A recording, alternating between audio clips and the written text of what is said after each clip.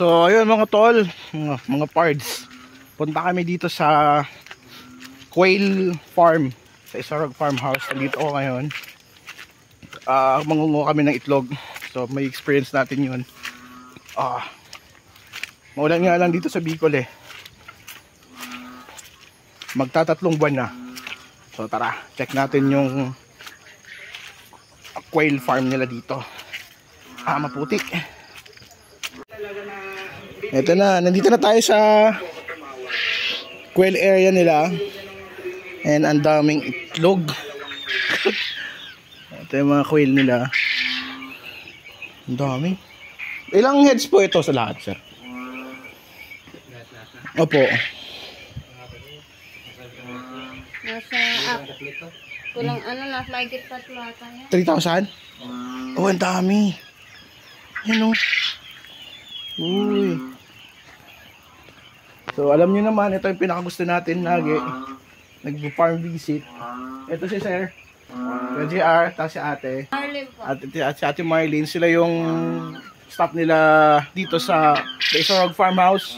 So nabigyan tayo ng pagkakataon para samahan sila and i-check kung paano sila manguliktan ng itlog. Tara. Wow. Ito, ganito lang. Ito po yung bago, oh. Ito yung mga bago. Ilang buwan na to, te? Hindi pa yan 1 month. Ito po. Wow. Hindi rin pala masyadong mabao din yung ipot nila, ano?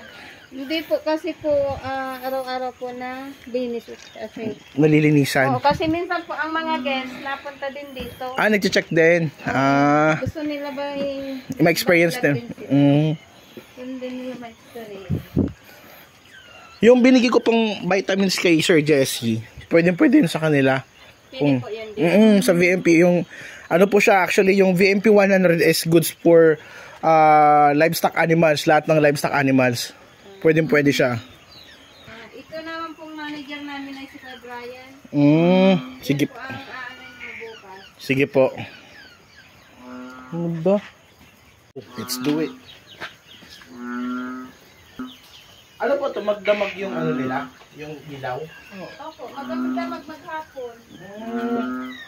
Dati nakikita ko lang to sa wild. Sa wild. Iba man po pagka iyon. Sa kagubatan. Oo.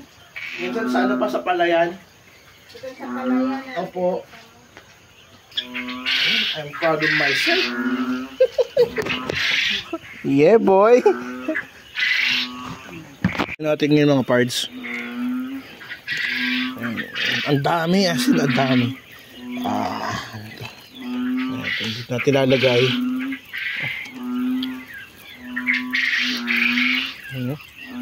Dami na ito. Ayan, solid. So ito na yung collected namin dito sa tower na to. Tapos si ate di pa tapos dito kumuha sa tower na to. And ito na yung mga nakuha niya. Dami niya, no.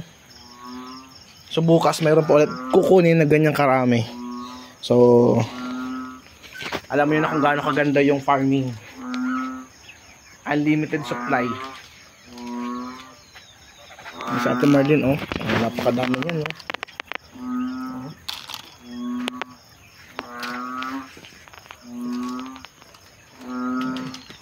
And unlimited din yung kain nila. Tapos dito sa baba mga pards, nandito yung kanilang breeder. So dito sila kumukuha ng fertile egg para i-incubate, pandagdag layers dito sa yung mga nangingitlog ng pugo. So ayun mga parts, meron sila ditong 6 towers, and dyan sa 6 towers na yan, naglalaman yan ng 3,000 to 4,000 heads ng pugo na nangingitlog. Kasama na doon yung mga breeder nila sa baba. And sa bawat harvest nila, like ngayong gabi lang, naka-harvest kami ng nasa 25 boxes. So times 100 mo yun mga parts. Ganun karaming itlog. And binibenta to sa market sa Naga City and dito sa Pili Market. At sabi nga po nila sa akin is kinukulang pa sila ng supply kasi marami pang pumupunta or nagko-contact sa kanila para bumili ng itlog ng pugo. So, tingnan nyo man gaano kaganda yung egg farming or quail egg farming. Ito rin pala yung setup ng kanilang pagkain. Sa harap yung pagkain, sa likod yung inuman. Ito, makikita nyo na napakalinis yan mga parts. Napaka-importante sa isang livestock farming. 3,000 to 4,000 na heads. And meron pang, ayan, anduwang pa to. So, in-incubate. So, ito na yung nakolekta namin for tonight. Ilan to? 1, 7.